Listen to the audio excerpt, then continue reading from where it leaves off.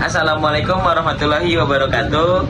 Kami dari kelompok 12 ingin mempresentasikan pengertian penjelasan tentang OS SIM dari sistem operasi. Sebelumnya saya ingin memperkenalkan diri. Perkenalkan, nama saya Kevin Novaljaki dengan NPM 2023 4350 1968 dari kelas R5Z. Perkenalkan, nama saya Muhammad Haikal Patria Agustian dengan NPM 2023 4350 1923 dari kelas R5Z. Ya, kita akan mempresentasikan penjelasan OS SIM. Pendahuluan. Pengertian OS SIM. OS SIM Java adalah sebuah program simulasi sistem operasi yang dibuat menggunakan bahasa pemrograman Java. Tujuan utama simulasi ini adalah untuk memvisualisasikan dan mempelajari cara kerja komponen sistem operasi secara interaktif tanpa harus mengubah OS asli pada komputer. Dengan OS SIM, mahasiswa dapat memahami bagaimana CPU mengelola proses. Tujuan OS SIM. Beberapa tujuan utama penggunaan CPU OS simulator. Pertama, untuk pendidikan, membantu mahasiswa memahami konsep dasar arsitektur komputer, cara kerja CPU, interaksi CPU OS, penjadwalan prosesor, penjadwalan proses, manajemen memori, dan lain sebagainya. Kedua, untuk eksperimen dan simulasi. Kemungkinan pengguna pembuat CPU custom mencoba set instruksi berbeda, mensimulasikan pipeline, cache, interrupt, dan melihat efeknya terhadap jalannya program tanpa memerlukan hardware fisik. Yang ketiga, untuk latihan praktikum. Banyak kelas arsitektur komputer dan sistem operasi memakai simulator ini agar mahasiswa bisa praktek langsung membuat program assembly, mengeksekusi instruksi, dan mengamati register, memori, stack, dan lain sebagainya. Fitur OS SIM. Beberapa fitur khas dari CPU OS simulator. Anda bisa mendesain arsitektur CPU sendiri, menentukan register, RAM, set instruksi, memori, layout, dan sebagainya. Bisa menulis program dengan assembly atau mesin kode, kemudian menjalankan program itu dari CPU virtual. Mendukung debugging, Anda bisa menjalankan instruksi satu persatu, melangkah, maju atau mundur, mengamati isi register, RAM, memori, instruksi, dan sebagainya.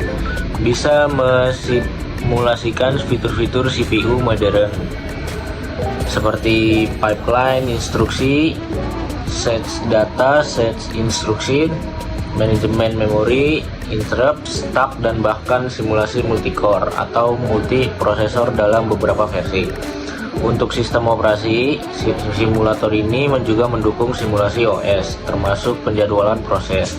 Sebagai contoh, banyak modul praktikum menggunakan algoritma penjadwalan seperti first come first serve atau FCFS untuk mensimulasikan bagaimana OS memprioritaskan proses berdasarkan urutan kedatangan. Kesimpulan, OS SIM Java adalah alat pembelajaran penting yang mensimulasikan fungsi sistem operasi seperti penjadwalan CPU, manajemen memori, manajemen disk, dan file system. Program ini dibuat dalam Java dengan tujuan edukasi untuk membantu memahami cara kerja internal OS tanpa risiko merusak sistem komputer sesungguhnya. CPU OS simulator sangat cocok untuk mahasiswa teknik informatika, ilmu komputer yang mempelajari arsitektur komputer, sistem operasi, organisasi komputer. Kedua, pengajaran dosen, pengajar atau dosen yang ingin memberikan praktikum simulasi CPU dan OS tanpa memerlukan hardware khusus. Yang ketiga, siapa saja yang ingin memahami secara mendalam bagaimana CPU, register, memori, cache, pipeline, OS coding, dan interaksi hardware software terjadi secara internal. Yang keempat, orang yang tertarik bereksperimen dengan desain CPU, custom, atau belajar low level programming atau assembly tanpa hardware fisik. Oke, terima kasih. Kali ini saya akan mensimulasikan dengan menggunakan aplikasi OS SIM Java yang dimana sudah tersedia di laptop ini. Oke. Jadi kali ini saya akan mempraktekkan OS SIM dari CPU Frequency. Oke. Di sini terdapat 4 4 algoritma. Pertama, first come first serve, yaitu siapa yang pertama ngantri itu yang pertama dikerjakan. Lalu yang kedua ada short job first, yang paling rendah jobnya atau burstnya biasanya itu yang pertama. Yang ketiga ada prioritas. Prioritas itu adalah siapa yang pertama kali diprioritasin itu bakal yang pertama. Walaupun ada kerjaan yang duluan tapi diprioritaskan, maka yang diprioritaskan adalah yang duluan. Lalu yang keempat ada round robin. Ini terdapat kuantum, bisa diubah, yaitu ada 3, 2, bahkan sampai seterusnya sampai 10. Ini tuh dimana menghitung burst kerjaan yang berisikan nomor ini. Oke, kita akan praktek dulu. Yang pertama, first come first serve. Oke, mari kita buat. Pertama, misal saya akan namakan pause. Lalu prioritinya pertama, submissionnya 0. Lalu kita akan bikin burstnya 4. Ya. Kita akan bikin 3. Lalu ini file 2.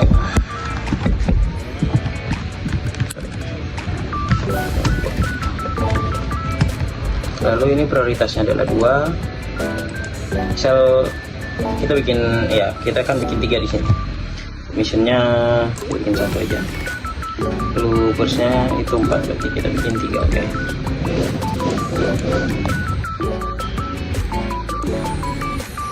Ini masih ngantri. Lalu kita bikin lagi namanya file 3. Prioritinya kita bikin 3. Lalu submissionnya kita bikin 2. Terus kita bikin 5. Oke, dan ini sudah ada 3. Nah, jadi ini yang ngantri di incoming proses, dan ini adalah file yang pertama kali masuk ke dalam prosesor. Misal saya mengerjakan suatu file aplikasi, maka dari aplikasi itu akan menjalankan satu file yang pertama ini. Lalu setelah itu saya akan membuka aplikasi lain, maka yang masuk ke prosesor ini yang ngantri. Oke, kita akan mulai aja. Apakah ini bisa? Sudah masuk, lalu masuk yang kedua, lalu masuk yang ketiga.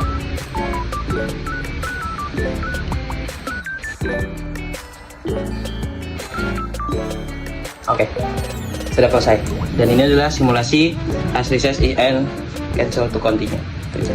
Oke, karena sudah selesai dari first come first serve, lalu kita akan melanjutkan yang kedua. Sebelumnya saya menjelaskan dulu. Jadi pengerjaan first come first serve ini adalah dimana aplikasi yang masuk dulu ke prosesor ini pertama yang dikerjakan. Oke, bukan prioritas yang lain ataupun jalur-jalur lain. Ini adalah yang paling pertama dikerjakan.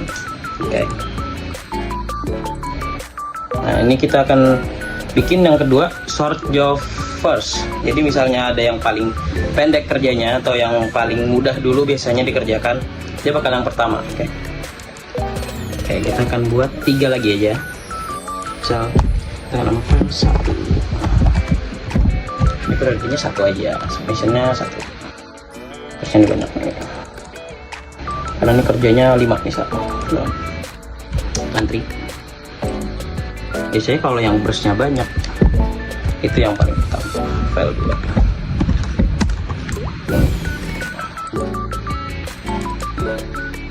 Ini burst kita bikin 3.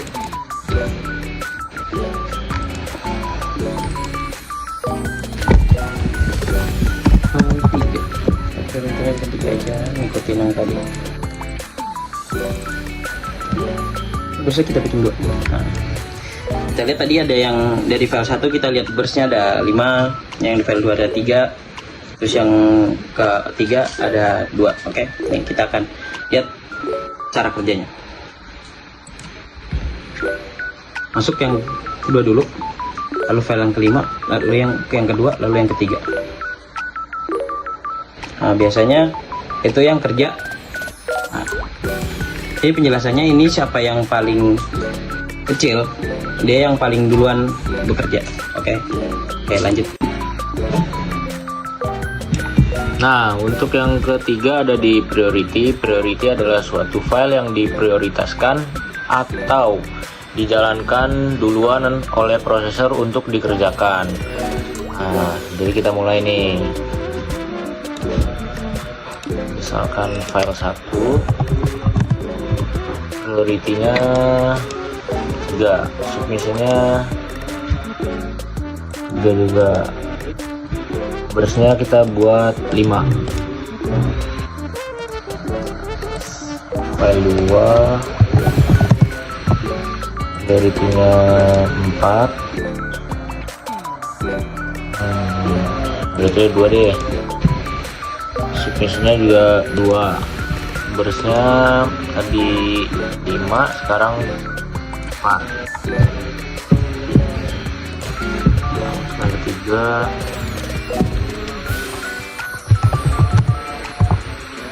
submission 1, burst-nya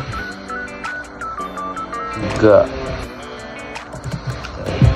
Jadi kita langsung running aja ya.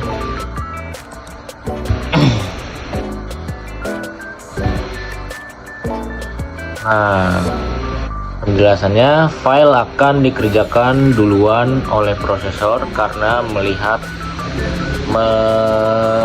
memiliki angka prioritas duluan sih yang dikerjakan.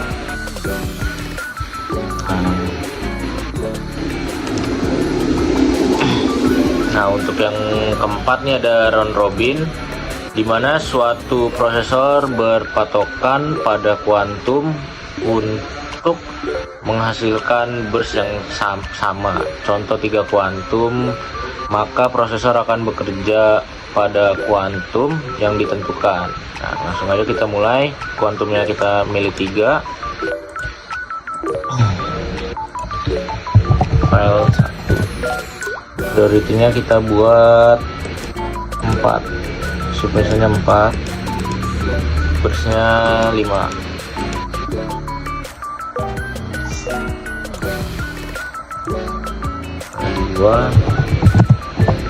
Priority-nya kita bikin 3, submission-nya 3, burst-nya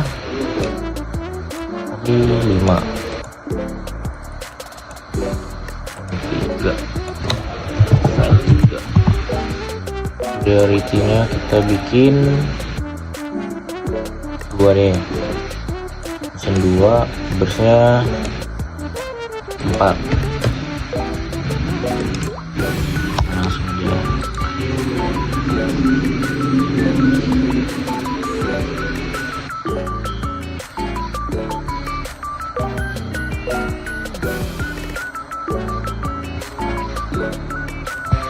Nah, sudah bisa kita lihat, jika memiliki kuantum 3, maka prosesor akan bekerja sesuai kuantum yang ditentukan, dan file akan antri untuk dikerjakan CPU sesuai kuantum yang ditentukan. Nah, oke, gitu saja yang saya bisa sampaikan dengan teman saya. Terima kasih. Wassalamualaikum warahmatullahi wabarakatuh.